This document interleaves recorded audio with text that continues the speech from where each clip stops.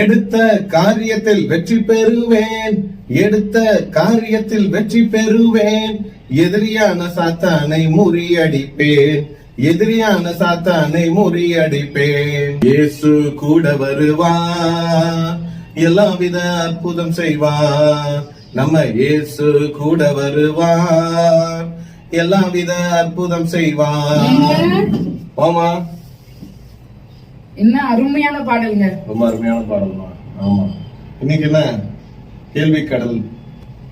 என்ன கேள்வினா, ஆண்டவர் எனக்கு அதிகமா நீங்க பாடும்போது, ஆண்டவரை துதிக்கும் போது, ஏதோ நம்ம ஆண்டவருடைய காரியத்தில உறுதியாக தரித்திருக்கணும் அப்படின்னு ஆண்டவர் எனக்கு உணர்த்தி மீண்டுமாக ஒரு கேள்வியை மனதிலே வைத்தார். அதாவது விடுகதை. என்ன கேள்வி? என்ன விடுகதைனா, கட்டளை ஒன்று பிறந்தது, கலக்கம் அதனால் வந்தது, கட்டளை மீண்டும் உதித்தது, கலக்கம் களிப்பாய் மாறியது. அது எந்த இடத்துல நடந்தது? வியூவர்ஸ், உங்களுக்கு இதுக்கு ஆன்சர் தெரிஞ்சா கமெண்ட் பாக்ஸ்ல கமெண்ட் பண்ணுங்க. கண்டுபிடிச்சிட்டேன். கண்டுபிடிச்சிட்டீங்களா? ஆமா. எந்த இடத்துல? இது எஸ்தர் காலத்துல சூசான் நகரம். கரெக்ட். கரெக்ட்டா? ஆம் பிரியமானவர்களே, சூசான் நகரம். சூசான் நகரத்துல பாத்தீங்கன்னா ஆகாஸ்வேரு ராஜாக்கு ரைட் ஹேண்ட் மாதிரி ஆமான் இருந்தாப்ல. அந்த ஆமான் என்ன பண்ணாருன்னா, யூத ஜனங்களுக்கு விரோதமா, ஏன்னா ஆமான் கிட்ட ஆகாஸ்வேரு ராஜாவோட முத்திர மோதிரம் இருந்தது. முத்திர மோதிரம் ஆமான் கிட்ட இருந்ததுனால அதை மிஸ்யூஸ் பண்ணலாம்னு சொல்லிட்டு ஆமான் யூத ஜனங்களுக்கு விரோதமா ஒரு சட்டம் பிறப்பிச்சார்.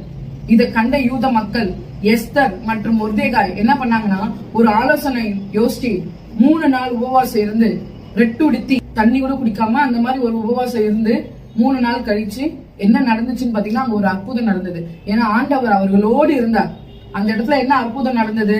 யூத மக்களுக்கு விரோதமா எழுதப்பட்ட கட்டளை மாற்றி அமைக்கப்பட்டது. கட்டளை ஆமானுக்கே விரோதமாக செயல்பட்டது. ஆமான் தூக்கிலிடப்பட்டார். யூத ஜனங்கள் மகிழ்ந்து கொண்டாடினார்கள். அவர்களுக்கு விடுதலை கிடைத்தது. அது போலதான் ஆண்டவருடைய பிள்ளைகளுக்கு விரோதமாக வருகின்றவர்களை ஆண்டவர் நிச்சயமாகவே சும்மா விட மாட்டார். ஆண்டவருடைய பிள்ளைகளுக்காக அவர் யுத்தம் செய்வார். அப்படிப்பட்ட தேவன் தான் நம்முடைய தேவன். சரியா சொன்னமா? ஜெபம் பண்ணலாமா? ஜெபம் பண்ணலாங்க. ஜெபிப்போம். அன்பின் பரம தந்தையே, எங்களுக்காக யுத்தம் செய்கிறவரே, எங்களுக்காக பரிந்து பேசுகிறவரே, உமக்கு நன்றி செலுத்துகிறோம் சுவாமி.